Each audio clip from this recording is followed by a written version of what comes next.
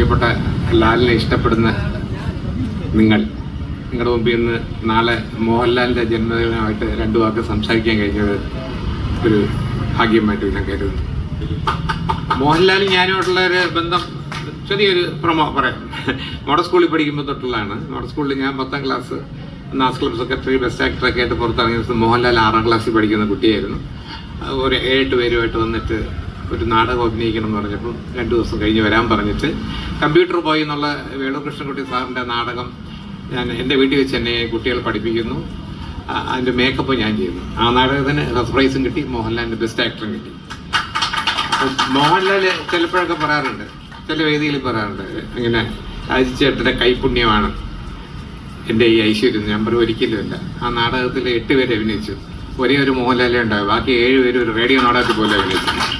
മോഹൻലാലെ ഞാൻ എപ്പോഴും പറയാറുണ്ട്, മോഹൻലാലിൻ്റെ ഒരു അവതാരമാണ്. അദ്ദേഹത്തിൻ്റെ അടുത്ത് നിൽക്കുന്നവർക്ക് ഒരിക്കലെങ്കിലും പോയി സംസാരിക്കുന്നവർക്ക് ആ ഓറ ഫീൽ ചെയ്യും. അത് പറയാതിരിക്കാൻ പറ്റില്ല, എന്തോ ഒരു സംഭവമുണ്ട്. അതെന്താണെന്ന് പറയാൻ പറ്റില്ല. അദ്ദേഹം തന്നെ പറയുന്നത് മാജിക്കാണ്, വിസ്മയാണെന്നൊക്കെ പറയും. പക്ഷെ എനിക്കറിയില്ല. ഞാൻ രഞ്ജിത്തൊക്കെ എപ്പോഴും നമ്മൾ അദ്ദേഹമായിട്ട് അടുത്ത് സംസാരിക്കുമ്പോഴത്തേക്കും എപ്പോഴും പോസിറ്റീവാണ്. ഒരാളെ കുറിച്ച് ജീവിതത്തിൽ കുറ്റം പറയുന്നതോ ഇത്രയും കൊല്ലത്തിനിടയ്ക്ക് വഴക്ക് പറയുന്നത് ഞാൻ കേട്ടിട്ടില്ല. ഞാൻ മോഹൻലാലിയുടെ ഒരു 60 സിനിമകളിൽ അഭിനയിച്ചിട്ടുണ്ട്. പിന്നെ ഈ പറഞ്ഞ ഒരു ഒന്നും സംഭവിച്ചില്ല. ഞാൻ വിചാരിച്ച ആരെങ്കിലും ഉണ്ട് വീഴുന്നു, അതുമില്ല.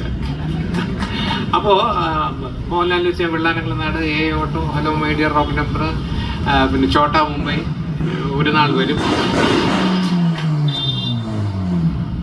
കേട്ടോ. ഇതിൻ്റെ ആഘോഷത്തിന് അറേഞ്ച് ചെയ്ത് വെടിക്കെട്ട് നേരത്തെ തുടങ്ങി.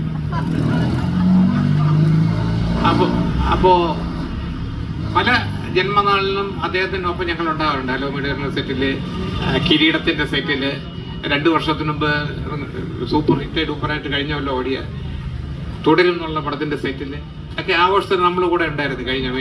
കഴിഞ്ഞ മുമ്പത്തെ മെയ്യിലൊക്കെ ഈ പറഞ്ഞ മാതിരി ഒരുപാട് അല്ലാതെ ഒരുപാട് ജന്മനാളൊക്കെ ഒന്നിച്ചു കൂടിയിട്ടുണ്ട്. നാളത്തെ ജന്മനാളിൽ മിക്കവാറും ഞാനിവിടെ ഉണ്ടാവും. നാളത്തെ പോകാനുള്ള പരിപാടിയാണ്. പിന്നെ ഇവിടെ നിൽക്കുമ്പോൾ എനിക്ക് ഓർമ്മ, ഇവിടുന്ന് ഈ മാനവീർ റോഡ് നേരെ ചെന്ന് കയറുന്നിടത്തൊരു ബിൽഡിംഗ് ഉണ്ട്, ഒരു ഓടിട്ട വീട്.